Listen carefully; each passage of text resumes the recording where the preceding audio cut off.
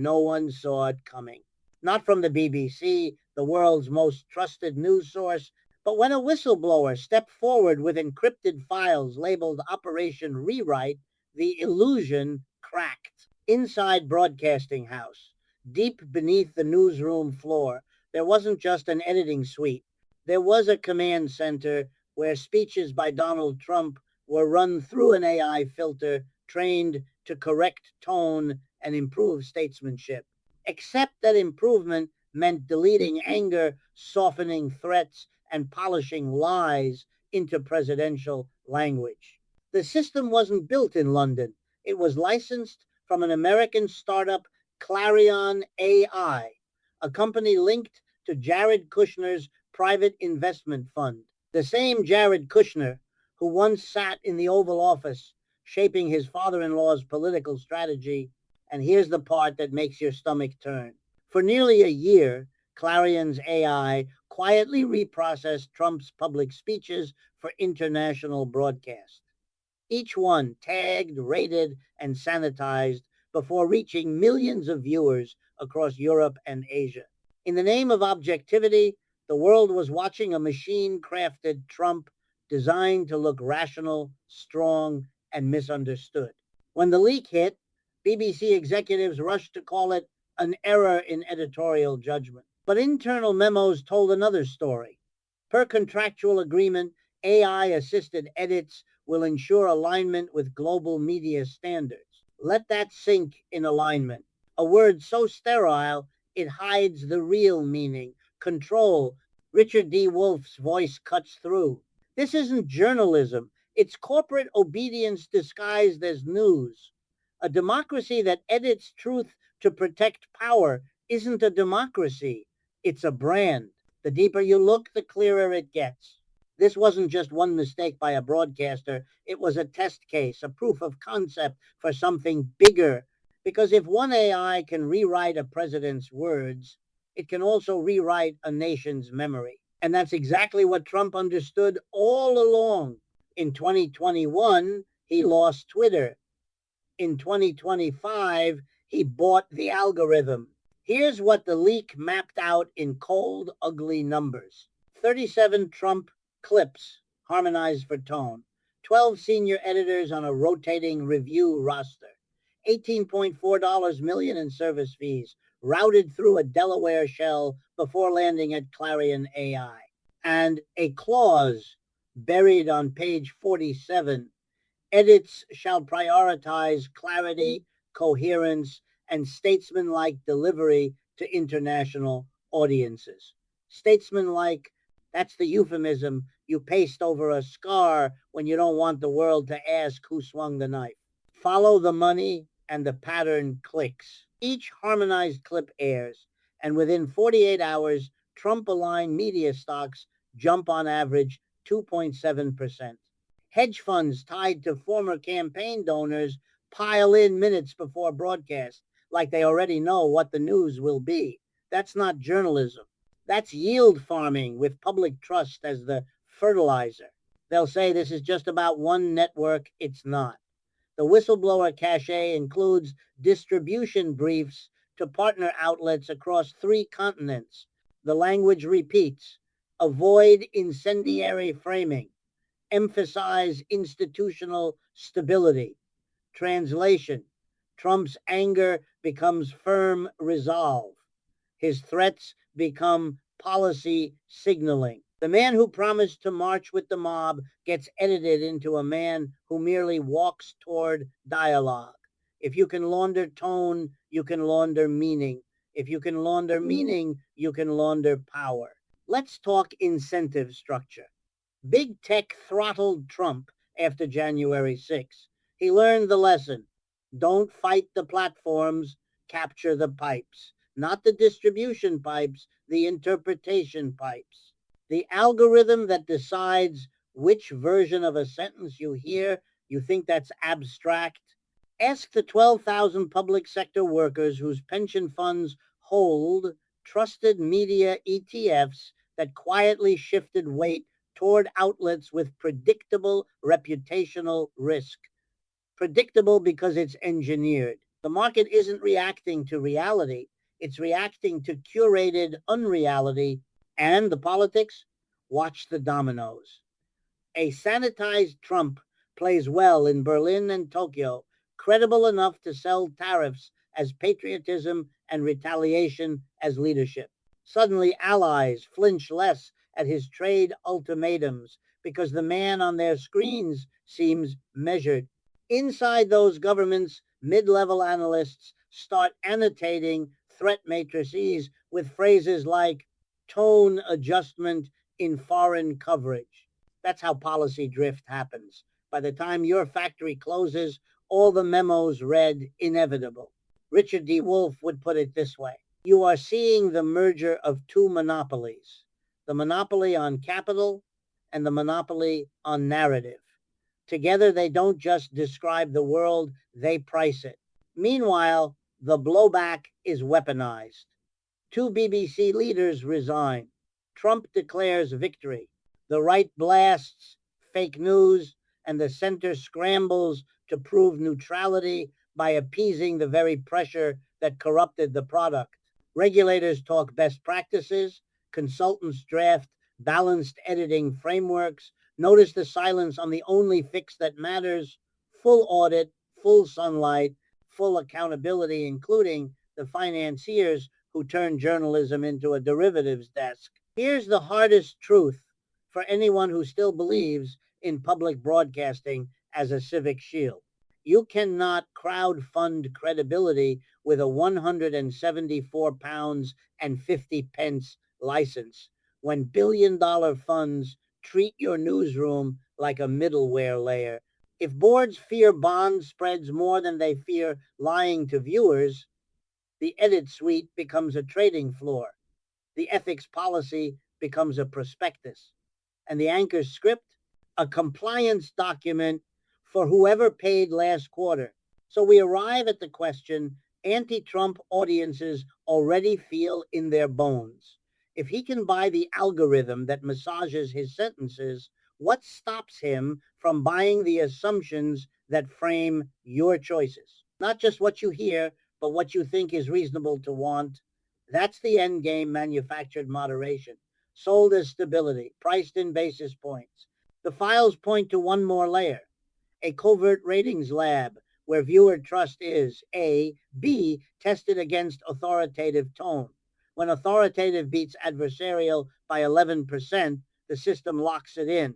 That's how outrage gets tranquilized. Not by argument, by design. And yet buried in the logs, there's a timestamp that doesn't fit. A night when the machine misfired and the raw feed slipped through for 6 minutes in Asia Pacific. The clip went viral in student forums and union chats before it vanished. Someone saved it. Someone is ready to talk. The question is, who benefits if it surfaces now, and who panics? Here's what those 6 minutes showed, and why they terrified the people who profit from silence. The raw feed wasn't polished. No lower third, no smoothing, no statesman-like delivery. It was Trump in full unscripted mode at a closed-door fundraiser 2 weeks before a tariff announcement. He promised pain as policy, told donors that supply chains obey strength, and joked that if Europe cries loud enough, they pay faster. The room laughed. Then he added a line that never made it into any broadcast: if the BBC wants access, they'll keep the temperature low. That's not innuendo. That's a transaction. A junior producer in Singapore, we'll call her Maya K., flagged the clip. She sent an internal note: APAC feed carried unedited remarks contradicting network framing. Please advise on standards conflict. The reply came 9 minutes later from a London address tied to a global content integrity group. Remove local caches. Use version B. Note: tone harmonization required for APAC audiences due to polarization metrics. She took screenshots. She saved the checksum of the original file. She wasn't supposed to. She did it anyway. Why does this matter? Because the 6-minute leak explodes the biggest myth in modern politics: that Trump's moderation is organic, that voters abroad misunderstood him, that markets priced in a calmer presidency. No, the calm was manufactured, the misunderstanding was engineered, and the pricing was front run. Remember those 2.7% stock pops? On the night of the raw feed, the pop hit 4.1% in pre-market for two media adjacent ETFs. Someone knew the sanitized cut was coming. Someone expected the anger to disappear by morning. Let's bring in the people most damaged by this game, workers and allies. A Detroit tool and die shop with 218 employees lost its biggest German client after a new tariff wave and a retaliatory certification delay.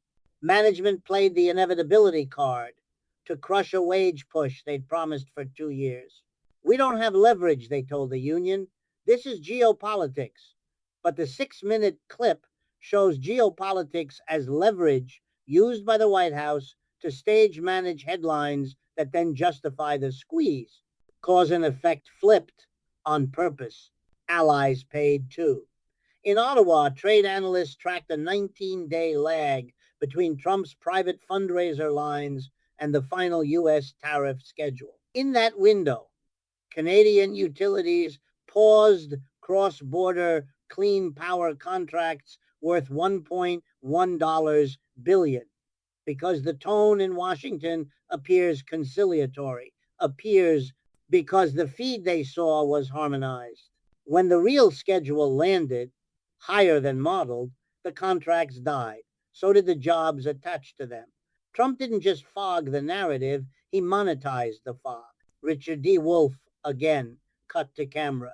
This is labor arbitrage by way of narrative arbitrage. Edit the speech, move the market, starve the bargaining table. It's not incompetence, it's technique. Here's the architecture, stripped of the euphemisms. Layer 1, capture the interpretation pipe, Clarion, AI, and its clones. Layer 2, seed stability language into public broadcasters desperate to look neutral after years of culture war. Layer 3, sync with friendly funds that can anticipate reputational swings. Layer 4, weaponize the edited calm to sell punitive policy as pragmatism. You don't need total control. You just need enough friction that truth arrives late. Late is expensive. Late is how factories close and pensions miss the exit. Back to Maya. After she resisted deleting her cache, her access token was revoked for compliance review. She received a wellness check email, the kind that sounds like HR but reads like a warning. 2 days later, her landlord reported a routine inspection request referencing fire safety. She texted a colleague, "I'm not paranoid. I'm not brave. I just watched them erase the room we all live in." Then she attached a folder labeled Ghost Track. Inside, checksum logs, internal style guides, and one chilling slide. Goal: reduce perceived volatility of key personalities by is greater than or equal to 15%. The timing couldn't be worse for Trump's critics, or better, depending on your appetite for sunlight. A parliamentary committee is sniffing around the resignations, U.S. Regulators are suddenly curious about information asymmetry in media-linked trading. And somewhere in Asia Pacific, a 6-minute file is duplicated across 113 devices, waiting for the world to decide if it still wants reality jagged, risky, unedited, or prefers the tranquilizing lies that keep the indices green and the conscience quiet. There's one more line in the slide deck that matters now. Contingency. If raw material surfaces reframe as context restoration, emphasize foreign misinterpretation risk, deploy surrogates. The surrogates have already started. You've heard the words this week: nuance, balance, misleading headline. None of them address the core. Who gave a private company the power to retouch a president's words before you heard them? Who paid? Who profited? Until those names are public, The edit suite is still running, and democracy is still a post-production job. An email pings as we record this, a second whistleblower. Not from media, from the fund that hedged the volatility they created. They say they can prove intent. They say there's a voice memo. If that's true, the next revelation won't just embarrass a broadcaster, it will expose a market rigging loop with Trump at the narrative center and your future collateralized around it. The voice memo exists, 31 seconds, compressed, clipped, but clear enough to make stomachs drop in boardrooms. A male voice, confident, New York cadence, says, if you calm the broadcast, you calm the street. If you calm the street, you calm the price. Do it before Europe wakes, followed by a second voice, corporate, careful, understood. APAC edit locks at 2:40 GMT. Then a short laugh. That's not spin, that's workflow. And it lines up with the trading blotter from Fund 6B, which opened a $140 of million position in low vol volatility baskets at 2:36 GMT. 4 minutes before the edit allegedly locked, 8 minutes before the sanitized clip hit satellite uplink. You can call it coincidence, or you can call the lawyers. This is where the defenders feign sophistication. They'll say tone adjustments happen everywhere, that broadcasters always shape delivery, that viewers crave coherence. Fine, let's run their argument through arithmetic. 37 harmonized clips, 28 coincident market moves above 2 sigma, 0 public disclosures of material alterations. In any other industry, that delta invites subpoenas. In media, it earns panel discussions about ethics in the age of AI. Ethics don't move money, edits do. Meanwhile, on the ground, real people pay the premium on curated calm. A nurse in Manchester, 31,200 pounds a year, watches mortgage rates bump 45 bits per second after a tariff counterpunch that was unexpected because the televised Trump looked conciliatory. A machinist in Ohio, $24.50 hour, gets told the plant needs a flexible schedule because European orders froze during a temporary tone reevaluation. Fancy words, brutal impact. You can track the language like a bruise. Every euphemism bleeds into a bill. Every harmonized sentence strips a worker of bargaining power. That's the business model. Export volatility upward, import discipline downward. Allies get boxed in by optics as policy. Diplomats draft memos based on what their public saw on screen. The minimized Trump, the responsible Trump, the Trump who pauses for unity while stroking a tariff pen. Ottawa slows renewable import talks because the U.S. signal is stable. Berlin blinks on automotive retaliation because the rhetoric softened. Tokyo expects exemptions that never arrive. Then the real documents drop with harsher numbers, and finance ministries scramble to explain how they misread the room. They didn't. The room was set dressed. Richard D. Wolff again. No music, no filter. Markets are not free when narratives are not free. If you can pre-edit the weather, you can sell umbrellas at any price. Let's name the structure for what it is. A 3-tier arbitrage. Tier 1, narrative arbitrage, acquire the tool that massages perception. Tier 2, temporal arbitrage, act in the few minutes when you know which version of reality will hit the air. Tier 3, power arbitrage, convert the calm you manufactured into cover for policy you wanted anyway. Tariffs that punish workers while subsidizing cronies. Immigration crackdowns that split families while flooding low-wage sectors. Foreign policy feints that rattle allies but juice defense stocks. And every time the edit lands, a host says, measured.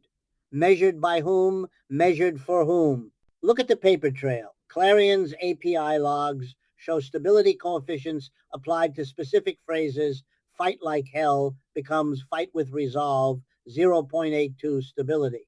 Punish becomes penalize, 0.76. I'll walk with you becomes we will walk forward, 0.88.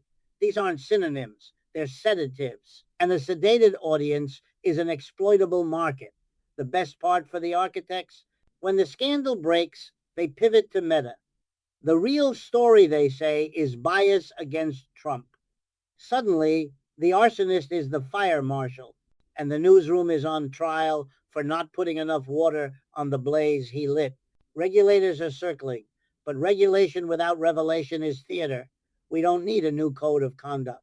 We need forensic audit, chain of custody disclosure, pre-broadcast hash registries, and a public ledger of content alterations above a specified materiality threshold. If a president's sentence is massaged, the world should see the edit history like a flight recorder. If funds trade on anticipated perception, treat that as information asymmetry with all the penalties that follow. Stop pretending this is philosophy. It's plumbing. Fix the pipes. And here's the political core. Anti-Trump audiences to understand, but elites won't say out loud, Trump didn't capture institutions to govern. He captured them to price governance, to turn civic faith into a volatility product, to make your doubt billable. Every time an anchor confuses balance with bleaching, the price goes up. Every time a board treats a resignation as reputation management instead of an admission of control failure, the spread widens.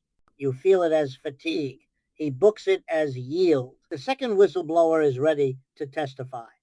They kept a recorder running during a risk alignment call that allegedly included a senior media executive, a Clarion engineer, and a fund strategist.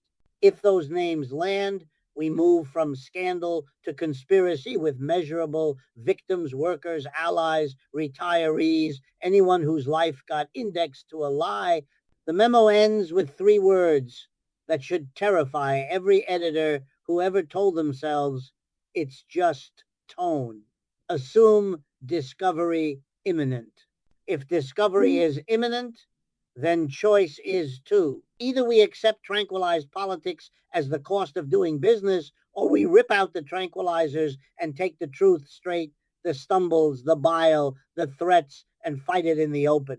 Because there's one thing an algorithm can't simulate, the moral shock that turns spectators into citizens.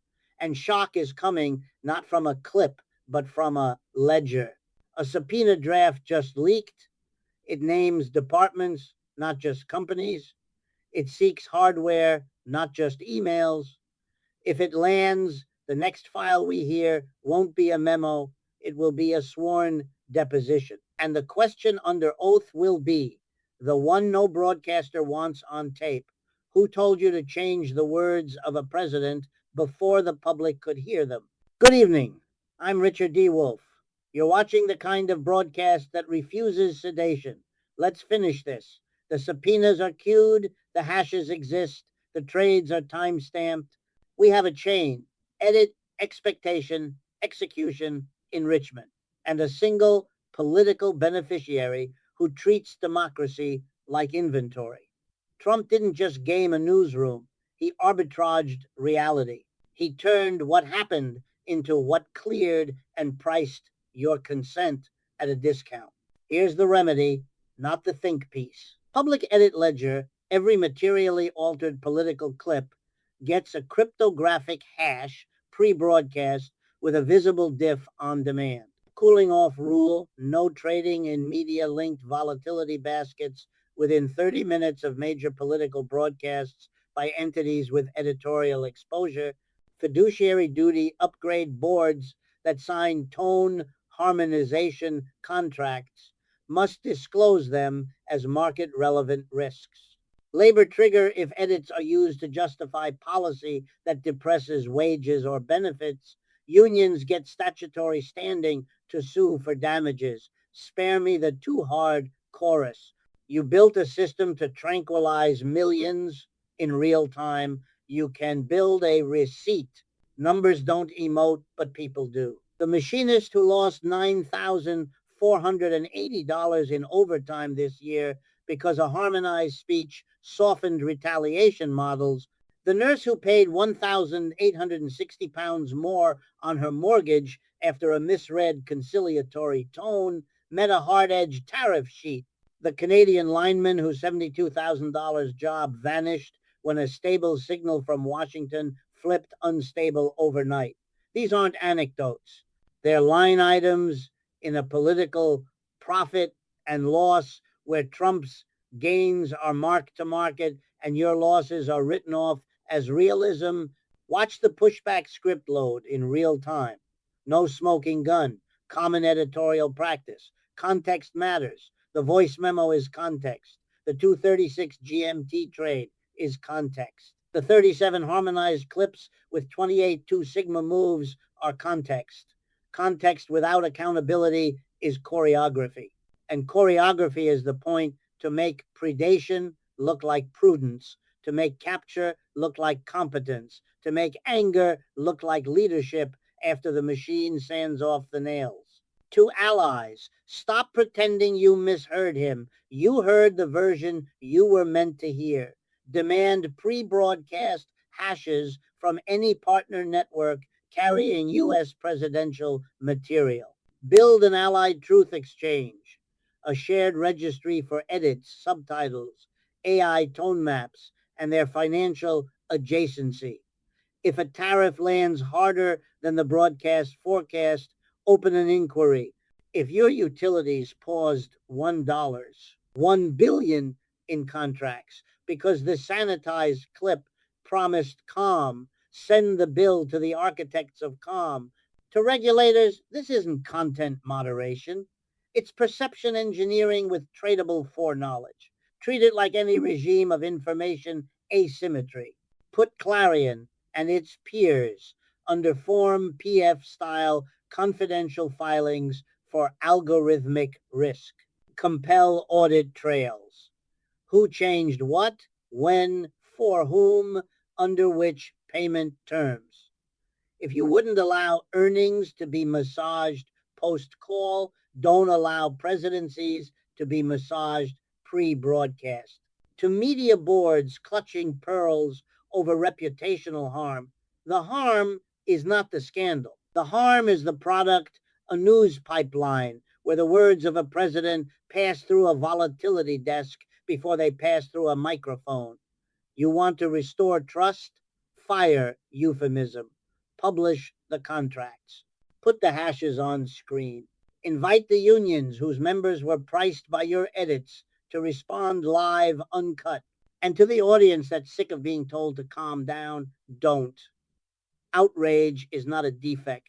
It's quality control in a system that counts on your exhaustion. The algorithm can mimic statesmanlike. It cannot mimic accountability. That only happens when citizens refuse to be managed. So here is the on-air challenge. Name the executives on the risk alignment call. Release the 31-second memo in full. Publish the 240 GMT lock logs. If I'm wrong, prove it with data, not adjectives. If I'm right, then every resignation so far is a down payment, not a settlement. We end where the scandal began, with 6 minutes of unedited truth. Somewhere on 113 devices, reality is waiting to be heard, jagged, risky, loud. If it surfaces, markets will wobble, boards will panic, and a lot of very important people will develop sudden allergies to microphones. Good. Democracy isn't a spa day, it's a contact sport. And today the contact is with the machinery that tried to sedate you. I'm Richard D. Wolff. We don't harmonize tone here. We confront power. Bring the ledger, bring the names, bring the hashes. We'll bring the daylight.